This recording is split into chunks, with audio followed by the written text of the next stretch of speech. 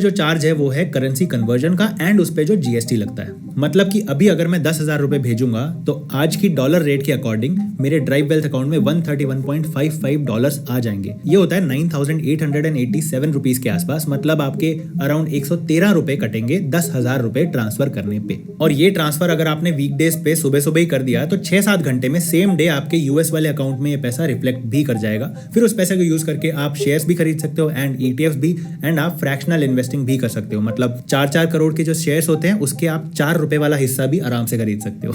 एक कैच जरूर है, अगर आप यूएस से पैसा वापस इंडिया मंगाते हो तो आपको $11 की फीस देनी पड़ेगी। We started, पहले $35 हुआ करता था विड्रॉल फी, हर विड्रॉल के लिए $35 होता था।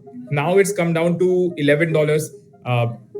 Soon we'll bring it down to $5, eventually $0. तो very very soon over the next 4 to 6 months ये withdrawal fee काफी कम हो जाएगा and it might not exist also anymore.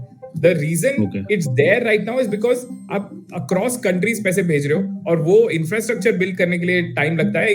अभी क्या हो रहा है कि एक इंडिविजुअल ट्रांसफर जा रहे हैं और उस ट्रांसफर के लिए बैंक्स काफी फीस चार्ज करते हैं। तो we are working with the banks to simplify that process and basically deposit withdrawal एकदम सीमलेस नहीं और फास्ट होना चाहिए। That is our goal. तब तक के लिए इस फीस को बचाने का बहुत सिंपल तरीका है। आपको स्टॉक्स बेचने हैं तो आप स्टॉक्स बेचो, बट आप ड्राइव वेल्थ के अकाउंट में जो पड़ा हुआ पैसा है उसको जब इंडिया में मंगवाओगे तो ये पैसा देना है। तो आप जरा खुद ही सोचो, अगर आप लॉन्ग टर्म के लिए इन्वेस्टमेंट कर रहे हो तो आपको वो पैसा लॉन्ग टर्म के लिए वहीं छोड़ना चाहिए। तो वेस्टेड ने ये जो कन्वीनियंस दिया है ये मच अप्रिशिएटेड है, बट इससे भी बड़ा एक फीचर है जो मुझे बहुत पसंद है वेस्टेड के बारे में, वो मैं आपको थोड़ी देर में बताऊंगा। बट वेस्टेड का लिंक डिस्क्रिप्शन में है, उसको आप डाउनलोड करके अपनी यूएस इन्वेस्टिंग स्टार्ट कर सकते हैं। अब बात आती है कि ईटीएफ खरीदते समय किन चीजों का आपको ध्यान रखना चाहिए। बेसिकली आपको पहले क्या डिसाइड करना है कि मुझे कौन सा टाइप का ईटीएफ चाहिए। फिर आपने वो डिसाइड कर दिया, उसके बाद आपको 3 या 4 चीजें देखनी होगी उस छोटे से यूनिवर्स में एक फंड पिक करने के लिए। तो पहली चीज आप देखोगे वो है कि फंड हाउस कौन सा है। जैसे आप यहाँ पे इंडिया में म्यूचुअल फंड्स के हाउसेस देखते हो, कोई रेप्यूटेड होते हैं, उस बेसिस पे आप अपने डिसीजंस लेते हो।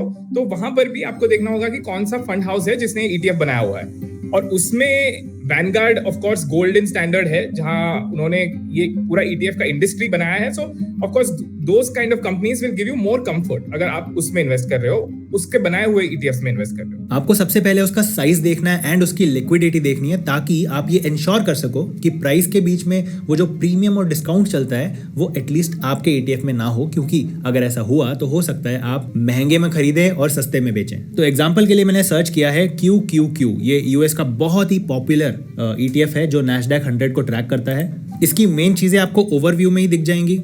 एसेट्स अंडर मैनेजमेंट है अराउंड $180 बिलियन का और एवरेज वॉल्यूम है $25 बिलियन की। मतलब बहुत ही बढ़िया वॉल्यूम है। लिक्विडिटी हमने यहाँ से तो चेक कर ली, बट ये सिर्फ वो वाली लिक्विडिटी है जो स्टॉक एक्सचेंज पर दिख रही है। यानी मार्केट मेकर्स और एएमसी के बीच में जो यूनिट्स